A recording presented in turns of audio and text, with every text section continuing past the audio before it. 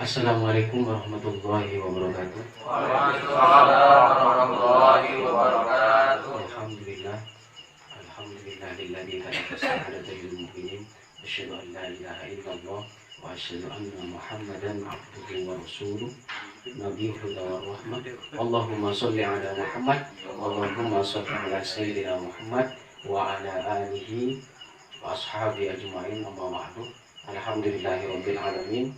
Puji syukur kepada Allah Subhanahu wa taala yang senantiasa memberi nikmat yang banyak yang tentu kita tidak bisa menghitungnya. Shalawat dan salam tak lupa kita haturkan kepada junjungan kita Nabi Muhammad sallallahu alaihi wasallam yang membawa kita dari zaman kegelapan ke zaman yang terang benderang sehingga sampai saat ini kita diberi hidayah oleh Allah Subhanahu wa taala. Alhamdulillah, pada malam hari ini kita akan mengkaji atau lanjutan kajian kita yaitu kitab Umdatul Ahkam min Kalami Khairil Anam karya Imam Hafidz Abdul Ghani Al-Maqdisi. Untuk malam ini kita akan membahas tentang bab Kitabul Janaiz atau tentang bab jenazah yang mungkin keseharian kita sering menemukan atau saudara kita yang meninggal atau tetangga kita. Maka bagaimana Rasulullah menerangkan atau berkata atau bersabda apa yang dilakukan Rasulullah, apa yang dilakukan sahabat beliau. Ini berkaitan dengan Kitabul Janaiz. Jadi bisa dikatakan bab tentang jenazah. Kitabul Janaiz yuqalu janazatan. Janazah bi fathil jim, yaitu janazah, jimnya itu fathah. Wa kasriha atau bisa jinazah atau janazah atau jinazah. Wakila bil fathi ismul mayyit. Jadi janazah dia dikembalikan atau dengan isim mayyit. Jadi yang benar atau yang berkaitan dengan mayyit itu yaitu janazah. Wa bil kasri ismun lin naqsi. Jadi kalau kasroh jinazah itu bisa dikatakan tempat atau keranda mayat atau tempat mayat diletakkan, bisa peti mati. Jadi yang paling benar adalah janazah. Atau bisa kalau ada bisa jinazah. Cuman kalau janazah pakai fathah dia kembali ke isim mayyit. Kalau pakai kasroh jinazah itu kembali ke kerandanya atau peti mati atau peti mayat. Itu dalam arti secara bahasa atau etimologi. Kemudian an Abi Hurairah radhiyallahu anhu qala na'an Nabi sallallahu alaihi wasallam an-Najashi fil yaumil ladzi mata fihi kharaja bihim ila al-musalla fasaffa bihim wa kabbaru arba'an. Jadi kalau berkaitan dengan jenazah itu berkaitan dengan sholatnya.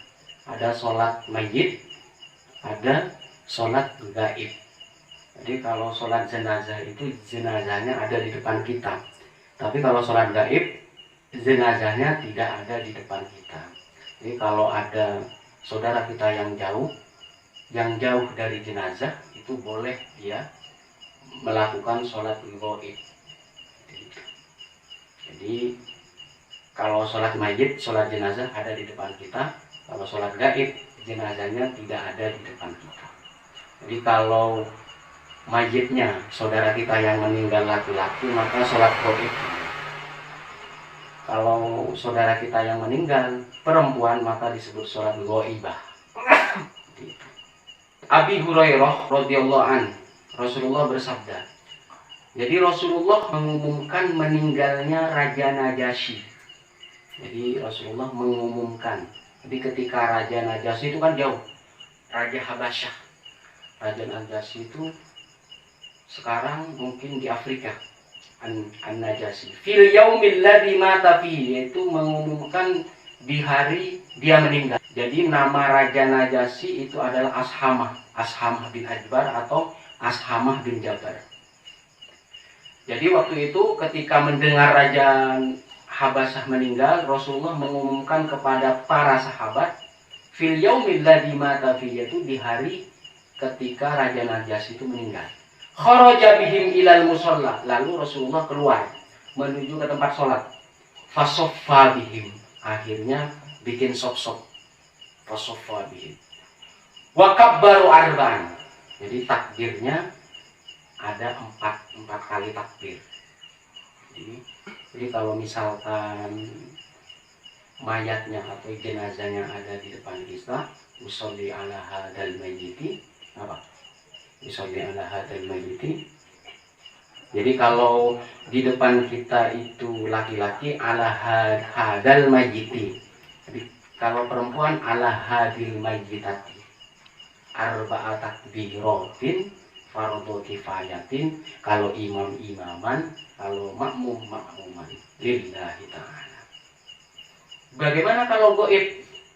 Jadi kalau laki-laki, ala mayyit. Atau kalau misalkan jenazahnya ada keterangan nama, jadi satu orang kita tahu namanya, ala mayyiti, misalkan yang meninggal Ahmad, ala mayyiti Ahmad al-ghaibi arba'at takbiratin fardhu kifayatin makmuman atau imaman lillahi ta'ala. Jadi bisa disebutkan ala mayyiti siapa? Muhammad bilang enggak ya? Bentar ya. Jangan sekarang ya. Jadi di sana itu bisa ala mayyiti siapa? Ala mayyiti Budi atau lainnya. Atau kalau perempuan ala mayyiti Siti al-ghaibah. Jadi kalau laki-laki ghaib. Jadi kalau perempuan ditambah tak marbutoh al-ghaibah. Arba'at takbiratin fardhu kifayah. Jadi 4 takbir dan itu hukumnya fardhu kifayah. Nah, waktu di hadis ini menunjukkan Rasulullah itu sholat gaib karena jenazahnya jauh di negeri Afrika, dari Habasyah. Jadi ketika Rasulullah sholat gaib waktu meninggalnya Raja Ashamah bin Ajbar atau Ashamah bin Jabar. Ini sholat gaib. Apakah boleh misalkan mayitnya sudah dikuburkan kemudian kita memberi pengumuman di masjid? Itu boleh. Jadi biasanya kalau di masjid-masjid, memang tidak semua masjid ya, dia biasanya diumumkan dicantumkan beberapa orang. Jadi memang boleh. Siapa yang meninggal di sana biasanya setelah sholat Jumat. Jadi kalau di pesantren itu kalau setiap sholat Jumat mesti ada sholat gaib. Jadi orang-orang saudaranya meninggal, kerabatnya dia menyerahkan. Jadi setelah sholat Jumat biasanya sholat gaib. Jadi kita menyolatkan mereka-mereka yang meninggal agar dosa-dosa dan kesalahan mereka diampuni Allah Subhanahu wa taala itu. Jadi kenapa tidak dikehendaki menguburkan mayat itu di malam hari? Karena yang datang ke pemakaman atau yang datang untuk mensolatkan jenazah itu sedikit. Karena harapannya ketika ada orang yang meninggal, maka harus banyak yang berziarah, harus banyak yang bertakziah. Jadi agar saudara kita yang meninggal itu kita mintakan ampun.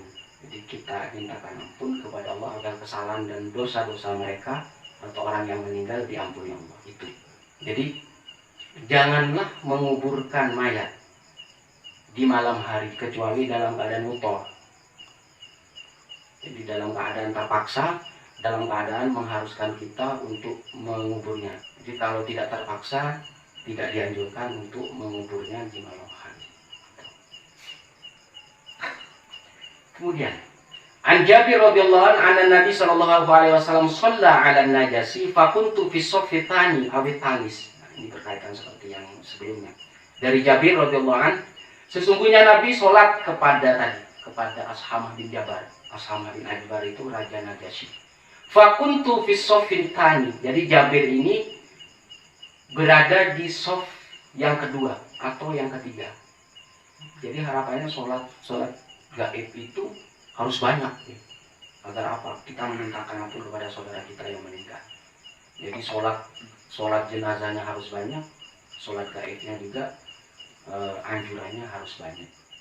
Begitu. Jadi kenapa tidak dianjurkan menguburkan mayat itu pada malam hari? An Abdullah bin Abbas radhiyallahu anhuma anna Nabi sallallahu alaihi wasallam shalla ala qabrin ba'da ma dufina fa kabbaru alaihi arba'an. Jadi dari Abdullah bin Abbas radhiyallahu anhu, sesungguhnya Nabi itu sholat di atas kuburan.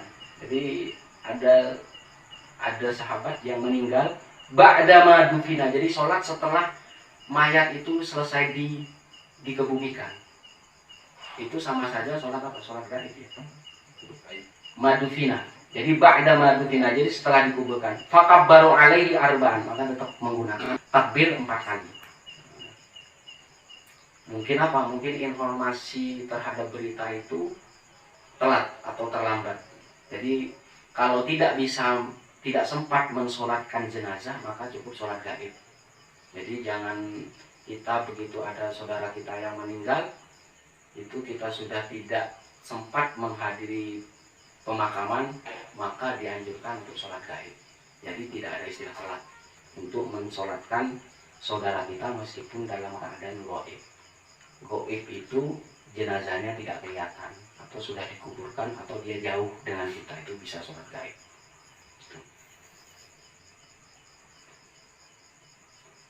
An Aisyah radhiyallahu anha anna Rasulullah sallallahu alaihi wasallam kuffina fi athwabi bidin yamaniyatin laisa fiha qamis wala imamah. Jadi dari riwayat Aisyah, sesungguhnya Rasulullah sallallahu alaihi wasallam dikafani. Jadi waktu Rasulullah meninggal, itu Rasulullah tuh dikafani fi athwabin bidin yamaniyatin. Jadi Rasulullah dikafani dengan kain putih yang terbuat dari Yaman, kain putihnya. Jadi ya, berarti mayat yang dikafani pakai kain kafan putih itu syariat Rasulullah. Jadi kenapa kita memakai kafan putih? Kenapa tidak hitam merah? Apa? Karena kita mengikuti Rasulullah. Karena ketika jenazah Rasulullah dikafani memakai athwabi bidin. Jadi kain, berarti sini athwab. Athwab itu bukan hanya satu kain. Bisa 3, ya kan? Bisa 3 berlapis. Fi athwabin bid. Jadi bukan hanya satu, Pak. Athwabin ini menunjukkan jamak, lebih dari 1. Biasanya minimal 3 atau 5 atau lebih. Jadi ada misalkan yang sampai jenazah kecelakaan, itu boleh dia pakai plastik biasanya gitu ya. Setelah itu dilapis kain kafan. Jadi kalau hanya mengandalkan lain akan tebus ya. Jadi itu. Athwabin menunjukkan berlapis-lapis, berwarna putih. Berwarna putih. Nah, jadi yang disyariatkan ini. Laisa fiha qamis. Jadi kain putih itu bukan komis yang seperti ini. Komis itu kemeja. Jadi harus kain. Jadi bukan kain yang berbentuk baju, bukan kain yang berbentuk kaos, bukan. Jadi harus putih, dibungkus kain putih. Wala imamatin, dan tidak pakai sorban.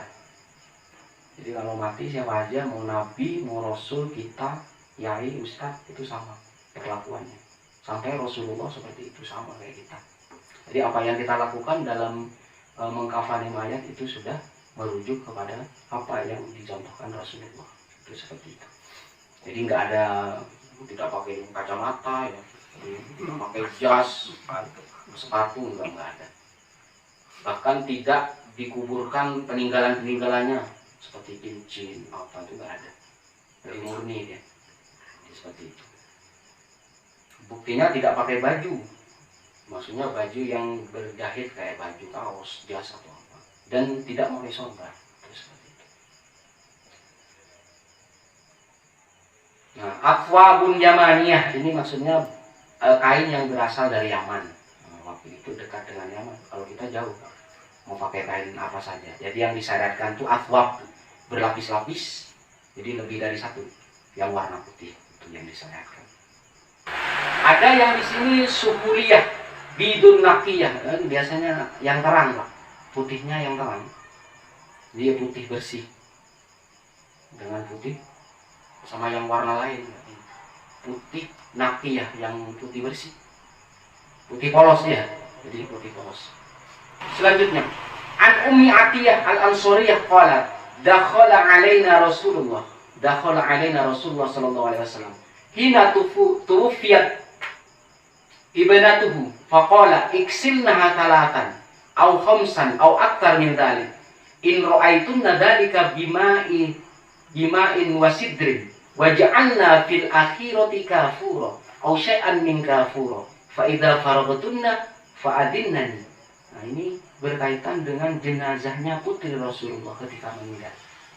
Jadi dari Ummu Atiyah Al-Ansariyah berkata, dakhala alaina Rasulullah. Jadi Rasulullah masuk ke tempat kita. Hina tufiyat ibnatahu.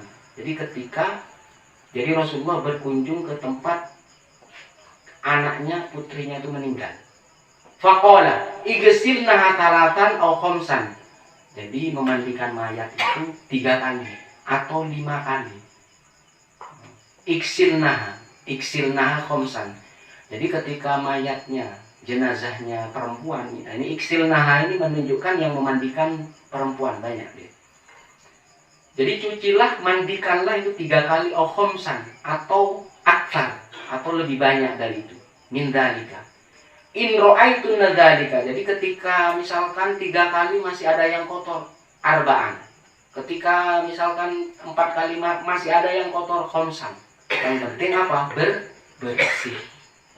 Jadi ada kotoran-kotoran, bersihkan. Jadi bukan patokan, Pak. Talakan atau khamsan itu bukan patokan. Jadi intinya itu bersih. Harus bersih. Au aktar, bisa lebih dari 5 kali. In ra'aitun dzalika. Ketika kalian menganggap itu penting. Jadi bisa khamsan, talakan atau aktar. Bima'in wa sidrin, dengan air sidrin. Sidrin itu pohon bidara. Bisa pakai buahnya, bisa pakai daunnya atau pohonnya. Sidrin itu pohon bidara, tahu? Pohon bidara? Pohon bidara dunia ada, pohon bidara surga ada. Yang di dunia berduri, kalau di surga tidak ada duri. Itu beda. Jadi pohon bidara yang ada di sini dipakai air dicampur dengan apa? Daun-daun bidara atau buahnya. Sidrin. Wa ja'alna fil akhirati kafuro, bisa dicampur kapur barus, bisa dicampur kapur barus, bisa. Au syai'an min kafuro, atau sesuatu yang seperti kapur barus. Maksudnya di sini agar bersih, agar tidak menimbulkan bau ya, biasanya agar tidak menimbulkan. Fa idza faraqtunna fa'adinnani. Jadi kalau sudah selesai kalian memandikan putriku, maka kasih tahu saya, beritahu. Itu kata Rasulullah. Falamma faragna adannahu. Jadi ketika selesai, kata orang-orang yang memandikan putri beliau, fa'atona haqwah. Jadi Rasulullah memberi kain haqwah. Wa qala ash'irnaha ta'ni izaro. Jadi kain dari Rasulullah akhirnya membuat apa? Bungkus jenazah putrinya semuanya. Itu dari Rasulullah semuanya. Inilah yang harus kita tiru, syariat yang dicontohkan Rasulullah berkaitan dengan memandikan jenazah. Intinya bukan hanya salasan. Jadi kalau misalkan dilihat kita memandikan 5 kali, toh di jenazah itu masih ada yang kotor, jangan cukup. Intinya bersih. Jadi kenapa di sini harus pakai sidrin, harus pakai bidara, buah bidara atau daun bidara, atau sebagian dari kapur barus atau sejenis itu, yang bisa membersihkan, yang bisa dia menghilangkan bau-bauan. Seperti itu. Jadi kita pun dilarang untuk memperlakukan mayat itu seenak kita, jangan kasar, bahkan rambutnya itu pelan-pelan. Barang siapa yang mematahkan tulangnya mayat, itu seolah-olah mematahkan dia dalam kondisi hidup. Jadi memang pelan-pelan. Apalagi yang sudah tua rentang, tulang-tulangnya itu jangan sampai, pelan-pelan. Seperti kita memperlakukan bayi, takut lecet, takut luka, takut patah. Itu seperti itu. Karena itu apa? Penghormatan terakhir. Islam juga menghormati yang hidup dan menghormati yang mati. Itulah perlakuan kita terakhir kepada si fulan yang meninggal. Wa fi riwayatin aw sab'an. Nah, yang tadi bisa 3 kali, bisa 5 kali, bisa 7 kali. Wa qala ibda'na bi yaminiha wa mawadi'il wudu'i minha. Wa anna Umma Atiyah qalat wa ja'alna ra'saha talatata qurunin. Jadi bisa dilakukan 7 kali. Kalau ke-5 kali, ke-6 kali belum melihat semuanya bersih. Jadi kan intinya bersih ya, minimal 3 kali. Ibadah Nabi yang jadi membersihkan dari yang kanan-kanan. Jadi dari telinga kanan. Dari tangan kanan. Dari kaki kanan. Sebagaimana keutamaan kita berwudu, memulainya dari yang kanan. Wa bedak Nabi yaminiha wa mawadi'il wudu'i minha. Jadi kita disuruh mulai dari yang kanan-kanan. Seperti tempat atau tempat-tempat kita memulai ketika wudu. Dari tangan kanan, kaki kanan, telinga kanan, itu dari yang kanan-kanan. Dan Ummu Atiyah berkata, wa ja'alna ra'saha kala tatakurun. Jadi kalau jenazahnya perempuan rambutnya panjang, maka ikatlah apa ini, rambutnya itu 3 ikatan. Jadi waktu itu kala tatakurun, jadi dipintal. Yang penting rapi masuknya. Jadi dirapi, diikat menjadi 3 ikatan kalau panjang. An Ummi Atiyah al-Ansariyah radhiyallahu anha qalat nuhina an ittiba'il janais wa lam yu'zam alaina. Ini berkaitan dengan perempuan, wanita-wanita. Kita dilarang ini maksudnya wanita-wanita, perempuan-perempuan. An ittiba'il janais, untuk mengikuti jenazah. Wa lam yu'zam alaina. Jadi larangan ini tidak begitu keras. Jadi kenapa perempuan itu dimakruhkan sering datang berziarah atau mengikuti jenazah, khususnya keluarga yang ditinggalkan. Itu biasanya yang ditakutkan mereka meratap. Jadi saking sedihnya dia kehilangan keluarganya, suaminya, putranya, putrinya, sedih, hanya meratap. Meratap yang berlebihan sampai dia berteriak, tidak boleh. Sedih boleh, tetapi jangan sampai meratap, berteriak-teriak, itu tidak diperbolehkan.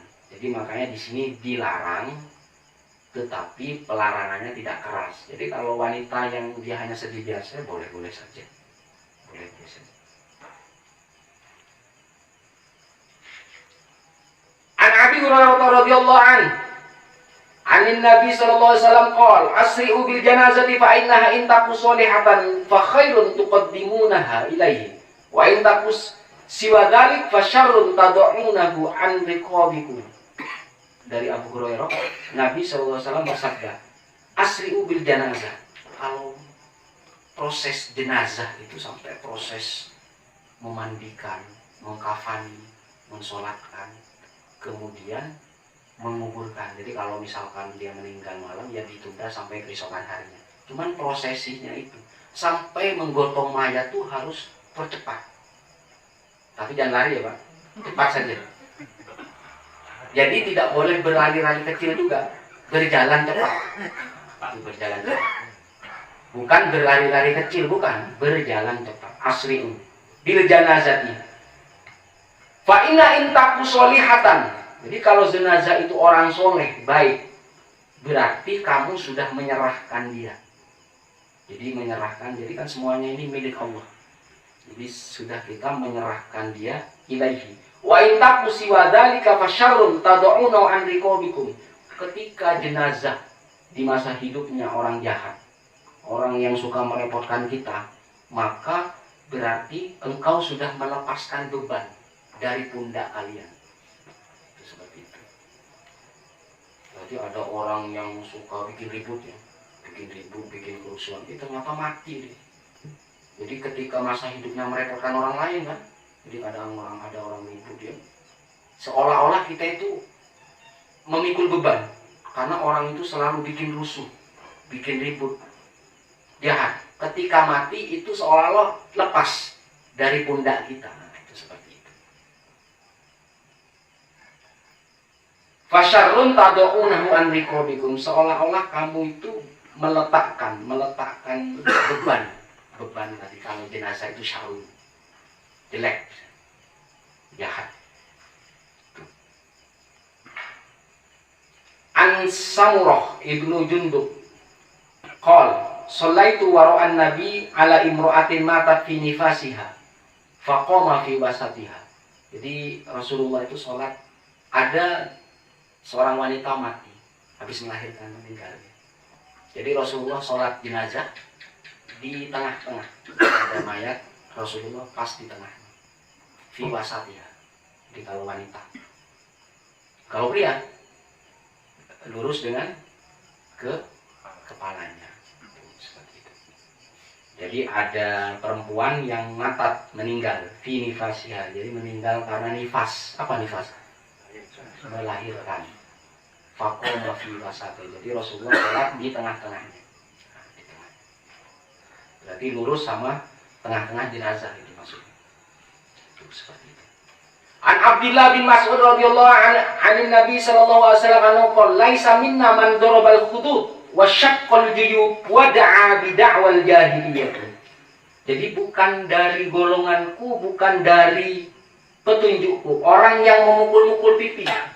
Jadi ada orang yang meninggal, keluarganya meratap sampai mukul-mukul pipi. Ya Allah, saya tidak mau kehilangan dia. Ya. Sampai seperti itu namanya meratap. Biasanya sering apa? Wah, perempuan ya. Jadi perempuan kehilangan sedihnya luar biasa.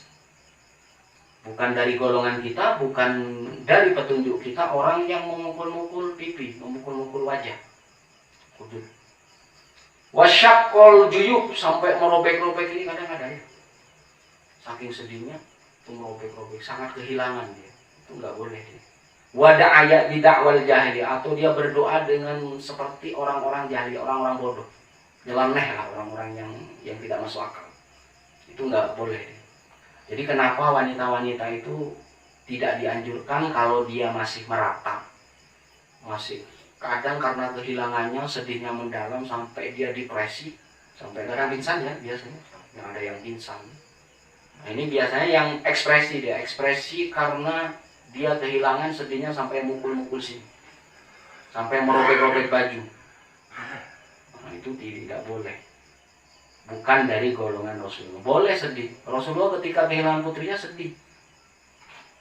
Sedih di sisi kuburan sedih. Sampai banyak air mata beliau itu.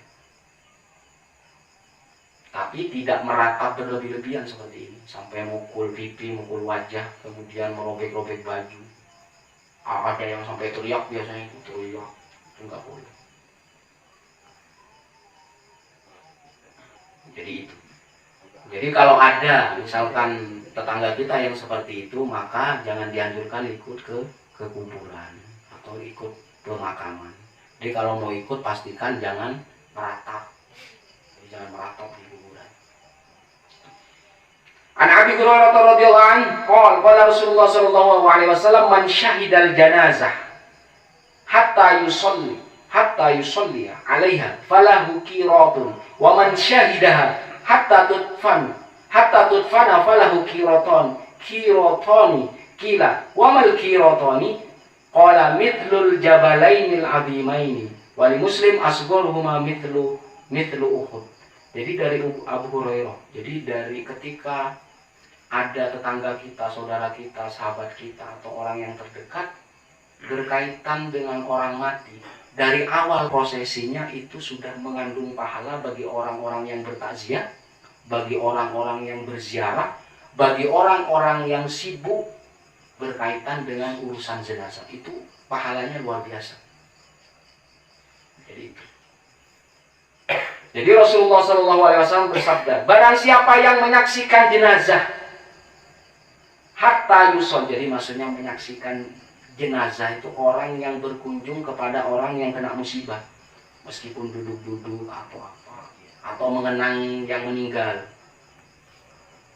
Hatta yusolliya, sampai mayat atau jenazah itu disolatkan. Alaiha falahu qiratun.